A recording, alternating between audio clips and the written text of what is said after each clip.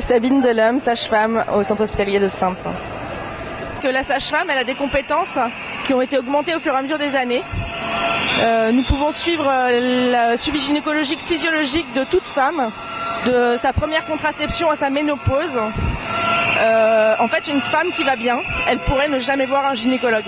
Le salaire d'entrée d'une sage-femme échelon 1, c'est, j'ai peur de vous dire des conneries, mais c'est 1300 ou 1400 euros. Le changement de statut entraînera également un changement de salaire? On l'espère. C'est pas la revendication principale, j'insiste là-dessus. Maintenant, évidemment, il faut qu'il y ait un salaire à la hauteur de nos compétences. C'est aussi une des revendications. Il y a un autre groupe de travail qui est en route sur les salaires.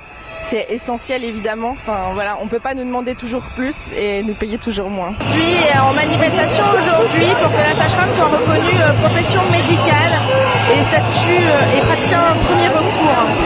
En fait, le Code de la santé publique définit la profession de sage-femme comme une profession médicale au même titre que les médecins et les chirurgiens dentistes.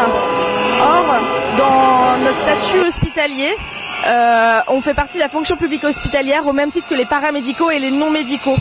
Et ça nous met très en colère parce que du coup nous n'avons pas l'autonomie que notre code de déontologie nous demande. Donc ça nous met en porte-à-faux. Et nous demandons juste la reconnaissance de notre statut en tant que profession médicale réelle. En fait, de faire signer des pétitions pour essayer de sensibiliser le public, de nous faire connaître et de faire connaître surtout nos années d'études et notre profession parce que c'est une profession qui est très méconnue du public. Du coup, nous, on a besoin du public parce qu'on est trop peu nombreux en France pour que notre mouvement ait un poids. On a vraiment besoin que le public soit sensibilisé et soit avec nous pour que ça ait du poids.